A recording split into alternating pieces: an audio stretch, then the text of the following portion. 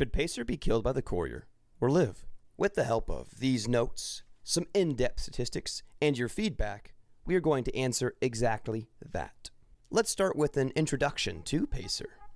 You first meet Pacer at the King's School of Impersonation in Freeside. His main role is being the right-hand man of the king. His secondary role is to be an absolute jerk to anything and everything that lives, moves, and breathes within a 50-mile radius of Freeside. A very ironic thing about Pacer is that he suffers from a heart condition, but he's also addicted to drugs. Some might say he needs a pacer for his heart.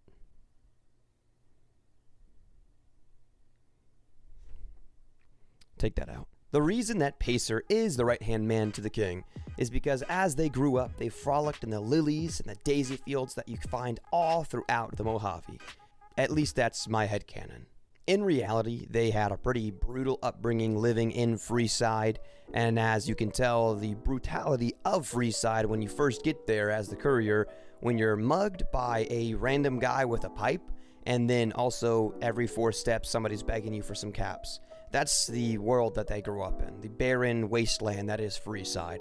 As for Pacer's context in the game, he is a stepping stone, an optional one albeit, of a free or not New Vegas. I would consider him a mid-game NPC that gives a lot of character to the hollow shell that is Freeside. Now, here are some positive aspects of Pacer. Like I kind of mentioned earlier, Pacer enhances Freeside by giving you some more options and some more things to do within Freeside before you try to, bust your way into New Vegas and finally go to one of the 3 casinos and gamble all your life savings away.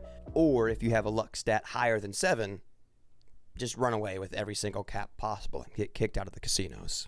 Interacting with Pacer might help sway you, the courier, to have a free New Vegas or wipe the kings off the face of the map, because Pacer is a stinky little selfish, whiny little baby, bully little man. But anyways, let's talk about the positive aspects of his character.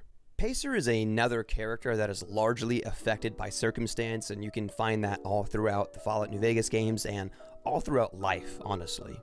Every time I walk through Freeside, I absolutely despise it, and I cannot wait to actually get into New Vegas. And that's how everyone basically feels that is going to New Vegas. Freeside is just one of those things that you just kind of ignore. As a result of growing up in this neighborhood full of thugs, tough guys, and murderers, Pacer himself does try to become a tough guy. As a character, Pacer wants to have a free side, without any snooping noses of the NCR, the Legion, or any other faction.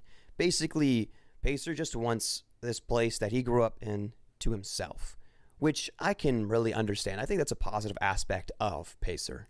I mean, he really sticks to his guns, and I absolutely love that about characters in Fallout New Vegas. They all stick to their character. They don't falter or fall apart. And he wants what he wants so much so that it might just get him killed, either by you, me, or the NCR. There is a lot of interaction with Pacer, and I think that is a very positive aspect about him in the storyline. Now let us discuss the negative aspects of Pacer. As for his character, he's basically just a loser. A Redditor put it perfectly: all bluster and no substance. Well, there is plenty of substance. Abuse. I'm doing a lot of those today. I'm sorry. Anyways, as for gameplay-wise, there's only one negative thing that I can really say about Pacer, and that's when he stands in the way of you and the king. But you can easily bypass this with a speech check of 60, caps, or just a little bit of sneaky pickpocketing. Now here are some reasons to let Pacer live. Pacer's just trying to do what he wants and get what he wants, and you don't really want to kill him. You don't really need to kill him either. You could also just feel pity for the guy.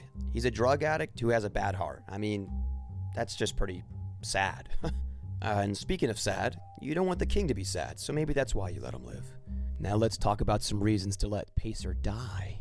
You get karma! Yippee! XP. You can also get some quests done quicker, which is kind of nice when you're trying to speed run through a game. Let's talk about if Pacer was not here. What would happen in his absence? And this is something I want you guys to also comment below. What do you think would happen in Pacer's absence? So let's talk about that. Without Pacer being around, I personally think the kings are going to have a little bit easier, more peaceful life, but they might not have that power and authority that they are used to. Which, I mean, it's okay. They're just like 6 guys who all dress up as Elvis Presley. They're not going to be ruling New Vegas. If you could change something about Pacer, what would it be?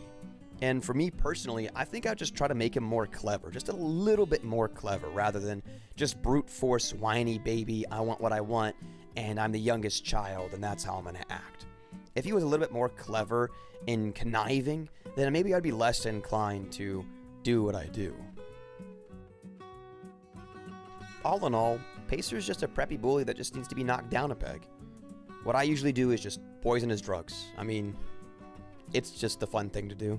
The question to ask now is, do you let Pacer live or die? Anyways, see you later. Thanks for watching. Who should I do next?